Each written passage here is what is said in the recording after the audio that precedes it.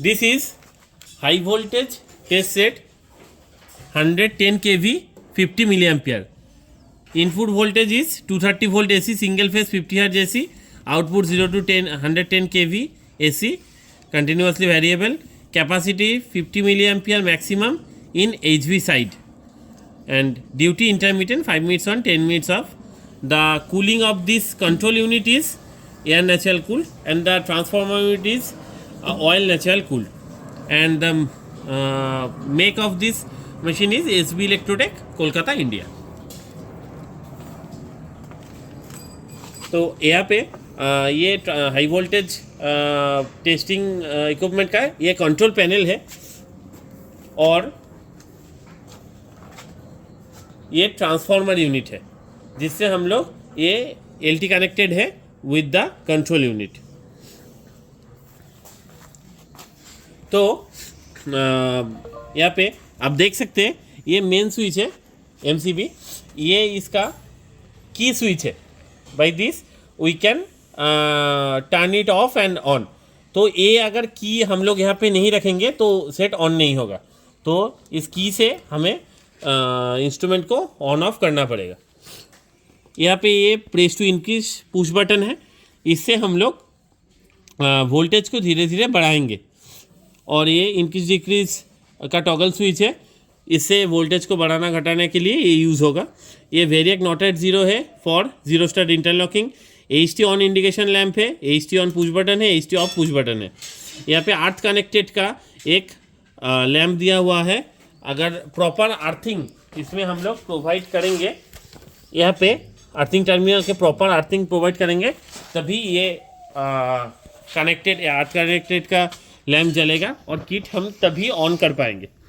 यहाँ पे ये मेमोरी पुश बटन है, ओवर वोल्टेज का लैंप है, ये टाइमर ऑन का, ये वाला टाइमर ऑन के लिए ये एक टॉगल स्विच दिया हुआ है।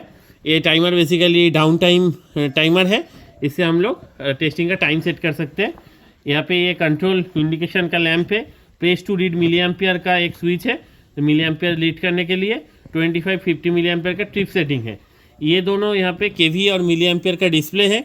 ये टाइमर के लिए, ये जब टाइमर डाउन टाइम काउंट करके 0 तक आ जाएगा तब ये टेस्ट कंप्लीट का लैंप जलेगा और बजर भी बजेगा यहाँ पे। और ये दोनों इनपुट का फ्यूज़ है और यहाँ पे मेंस ऑन इंडिकेशन का एक लैंप है।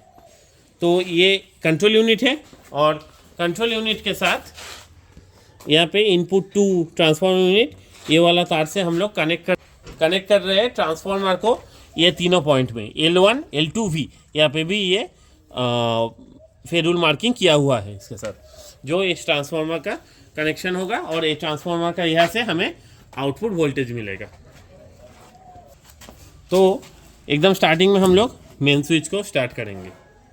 तो मेन स्विच को स्टार्ट करेंगे और उसके बाद पहले चेक करेंगे वेरिएक नॉट एट ज़ीरो कहाँ पे है। ये है यहाँ पे बंद है, तो मतलब अभी हम लोग इंक्रीज़ कर सकते हैं। अगर ये जलता तो हमें इसको डिक्रीज़ करना पड़ता।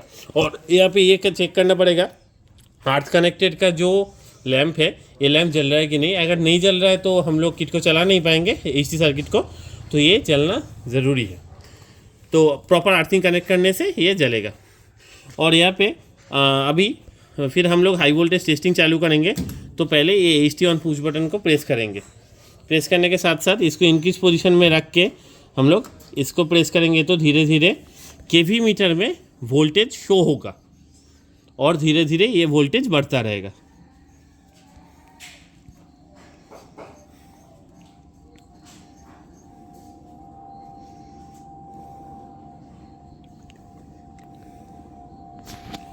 तो ये वोल्टेज अभी धीरे धीरे बढ़ रहा है और इसमें ओवर वोल्टेज का भी प्रोटेक्शन है।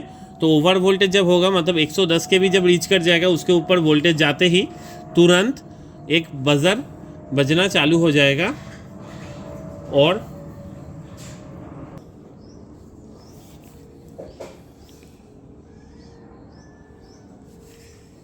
तो अभी ये 110 के भी रीच करने के साथ साथ उसके ऊपर जाते ही बजर और ये लैंप जलना चालू होगा। ये देखिए, ये ओवर वोल्टेज का लैंप जल गया है और अंदर में बजर भी बज रहा है। तो इसको हमें अभी डिक्रीज़ करना पड़ेगा। तो ऐसे हम लोग इधर पे डिक्रीज़ करेंगे तो ये लगभग 50% तक डिक्रीज़ होने के बाद ही हम लोग फिर से वोल्टेज को बढ़ा पाएंगे, और तब ये ओवर वोल्टेज का लैंप भी बंद हो जाएगा और बज़र भी बंद हो जाएगा।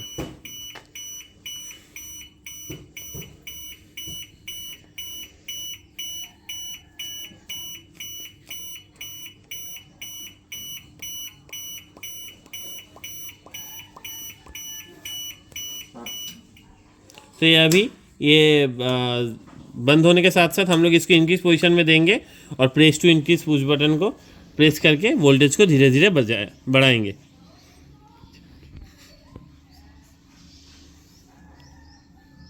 और सपोज अभी हम लोग एक टेस्टिंग करेंगे 80 kV में या 100 kV में सपोज।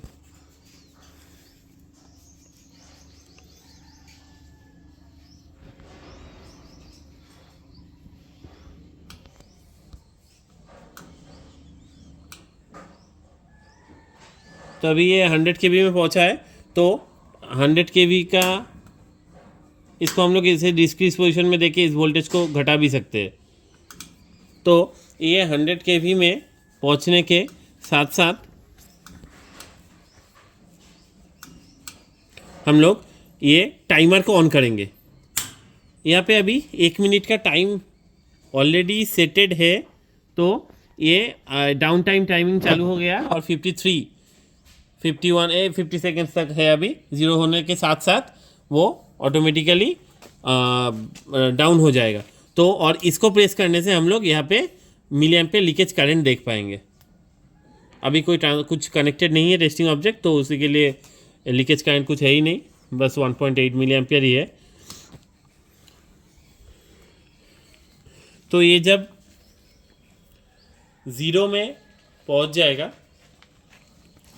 तो उसके साथ साथ ही ये टेस्ट कंप्लीट का ये लैंप भी जल जाएगा और उसके साथ उसका बज़र भी ऑन हो जाएगा, और वोल्टेज जो है धीरे धीरे एक घटता रहेगा ऑटोमेटिकली। इसके लिए हमें कुछ प्रेस भी नहीं करना पड़ेगा या फिर कोई टॉगल स्विच को भी इंक्रीज डिक्रीज पोजीशन में देना नहीं है। देखिए ये ज़ीरो होते ही ये ऑन हो गया ऑटोमेटिकली, और ये वोल्टेज देखिए, ये वोल्टेज धीरे धीरे ऑटोमेटिकली घटता रहेगा और घटते घटते ज़ीरो तक पहुंच जाएगा।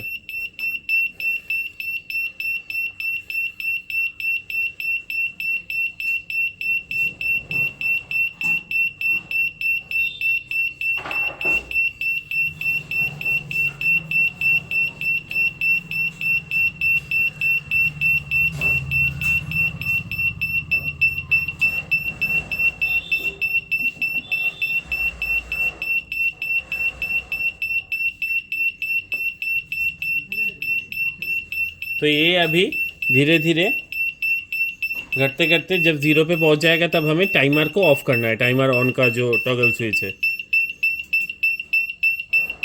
तो ये अभी ज़ीरो हो गया है, तो हम लोग ये टाइमर ऑन का टॉगल स्विच को ऑफ करेंगे, और उसके साथ साथ हम HT ऑफ पुश बटन से भी HT को ऑफ कर सकते हैं, या फिर इससे भी ये इमरजेंसी स्टॉप पुश बटन के तौर पे भी काम करता है, तो ऐसे भी हम लोग ऑफ़ कर सकते हैं। तो ये पूरा कंट्रोल ही टोटली ऑफ कर देगा, और इसको ऐसे घुमाने से ये फिर से कंट्रोल सर्किट को ऑन करेगा, लेकिन HT तो हमने ऑलरेडी ऑफ कर ही दिया है। तो ये था प्रोसेस टेस्टिंग का प्रोसीड्योर। और टेस्टिंग के टाइम पे हम लोग यहाँ पे 25 और 50 मिली एम्पियर के ट्रिप सेटिंग को भी यूज़ कर सकते हैं। अगर हमें पता है कि हमारा जो टेस्टिंग ऑब्जेक्ट है उसका लीकेज करेंट कम है, 25 मिली एम्पियर के नीचे है, तो हम लोग 25 मिली एम्पियर को भी ऐसे यहाँ पे सिलेक्ट करके रख सकते हैं। तो ये था टेस्टिंग का प्रोसीड्योर, और टेस्टिंग का एंड पे हमें इसको मेंस जो स्विच है उसको ऑफ करना है।